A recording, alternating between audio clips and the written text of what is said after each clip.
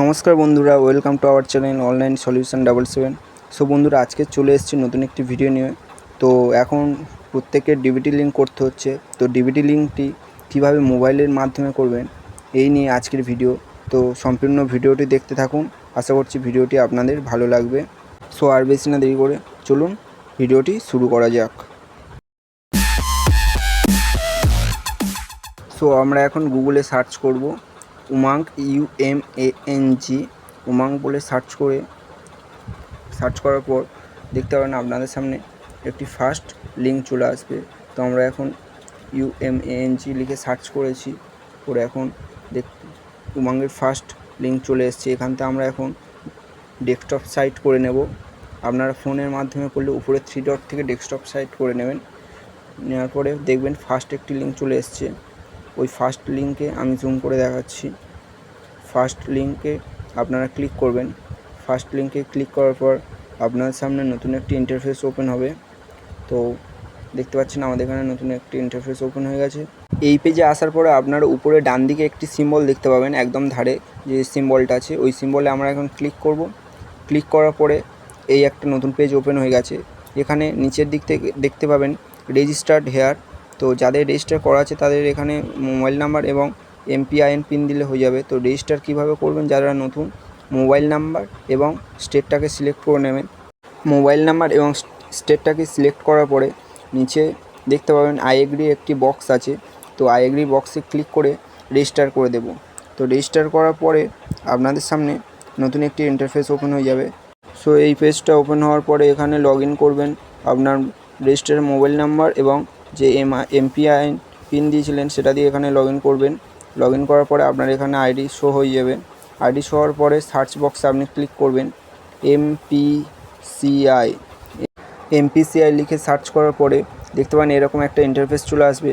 এখানে দেখতে পাবেন আধার সেন্ডিং বলে একটি অপশান দেখতে পাবেন। তো আমরা এখন আধার সেন্ডিংয়ে ক্লিক করব। আধার সেন্ডিংয়ে ক্লিক করার পরে আপনাদের সামনে নতুন আরেকটা পেজ ওপেন হয়ে যাবে। তো এই মেন পেজে চলে এসছে এখন। তো এখানে সাইডে আপনারা জুম করে দেখাচ্ছি অনেকগুলো অপশান দেখতে পাবেন, হোম, আধার সেন্ডিং, আধার ম্যাপ, স্ট্যাটাস। তো এখন আমরা 3 নম্বর অপশানটা চুজ করে নেব। এখানে আপনারা আপনাদের স্ট্যাটাস চেক করতে পারবেন আপনাদের ডিবিটি লিঙ্ক আছে কি না। তো ফার্স্ট এখানে আমরা আমাদের আধার নাম্বারটা এন্টার করে নেব। আধার নাম্বারটা এন্টার করার পরে আপনারা নিচে ক্যাপচার কোড দেখতে পাবেন। তো এখানে এখন আমরা ক্যাপচার কোডটা ফিল করে নেব। ক্যাপচার কোডটি ফিল করার পরে নিচে চেক স্ট্যাটাস আছে, ক্লিক করার পরে এন্টার OTP। তো OTP চলে গেছে রেজিস্টার নাম্বারে। OTPটা এখন আমরা বসিয়ে দেবো। OTPটা বসানোর পরে কনফার্মে ক্লিক করব। কনফার্মে ক্লিক করলে আপনাদের সামনে আরেকটি নতুন পেজ ওপেন হয়ে যাবে। এখানে দেখতে পাচ্ছেন এই ব্যাঙ্কটি লিঙ্ক করা আছে, তাই এখানে এনাবেল ফর ডিবিটি। তো আপনাদের যদি ডিবিটি লিঙ্ক না থাকে তো এখানে এনাবেল লেখাটা শো করবে না, এবং আপনারা কোন ব্যাংকের লিঙ্ক আছে সেটা এখানে শো করে দেবে। ব্যাঙ্কিং নেম স্টেট ব্যাঙ্ক আমার এখানে লিঙ্ক করা আছে। সো যাদের লিঙ্ক করা নেই তারা কীভাবে লিঙ্ক করবেন চলুন স্টেপ বাই স্টেপ আজ দেখিয়ে দেব। তো এখন আমরা আবার উপরে চলে যাব। উপরে দ্বিতীয় অপশানে দেখতে পান আধার সেন্ডিং। আধার সেন্ডিংয়ে ক্লিক করব। আধার সেন্ডিংয়ে ক্লিক করার পরে আপনার সামনে নতুন আরেকটি পেজ ওপেন হয়ে যাবে। তো একটু সাইডে টেনে নিয়ে দেখবেন আপনাদের সামনে একটি পেজ ওপেন হয়ে যাবে। তো এখন ওপেন হয়ে গেছে, দেখতে পাচ্ছেন নতুন একটি পেজ চলে এসছে। উপরে আছে এন্টার আধার নাম্বার। তো প্রথমে আমরা দেব আধার নাম্বারটা বসিয়ে দেব।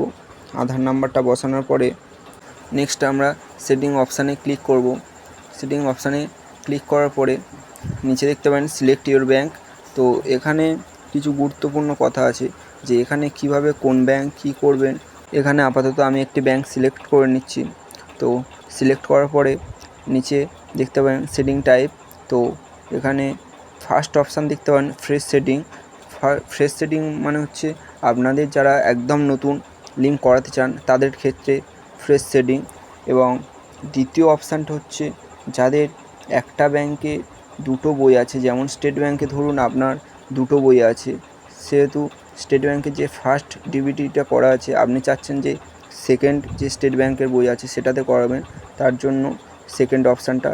এবং থার্ড অপশানটা হচ্ছে যাদের ধরো পাঞ্জাব ব্যাংক আছে কিন্তু তারা ডিবিটি লিঙ্ক করাবে স্টেট ব্যাংকে, তো তাদের ক্ষেত্রে থার্ড অপশানটা। তো থার্ড অপশানটা ক্লিক করার পরে আপনাদেরকে যদি বা ব্যাংক চেঞ্জ করতে চান তাহলে নিচে অ্যাকাউন্ট নাম্বার দিতে হবে এবং সেকেন্ড কনফার্ম অ্যাকাউন্ট নাম্বার দিতে হবে। তো এখানে আমি এখন অ্যাকাউন্ট নাম্বার ও কনফার্ম অ্যাকাউন্ট নাম্বার বসিয়ে আপনাদেরকে দেখাবো। তো চলুন এখানে এখন অ্যাকাউন্ট নাম্বারটা বসিয়ে দেবো।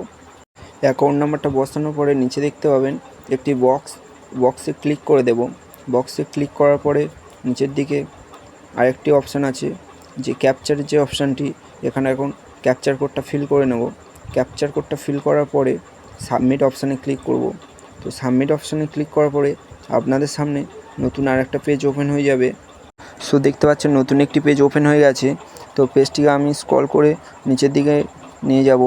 নিচে নিয়ে যাওয়ার পরে আপনারা দেখতে পাবেন agri and continue. Agri and কন্টিনিউতে ক্লিক করার পরে আপনাদের রেজিস্টার ফোন নাম্বারে একটি ওটিপি চলে যাবে। তো ওটিপিটি এখন সাবমিট করে দেব। ওটিপিটি সাবমিট করার পরে আপনাদের কিছুক্ষণ পরে আপনাদের ডিবিটি লিঙ্কটা হয়ে যাবে।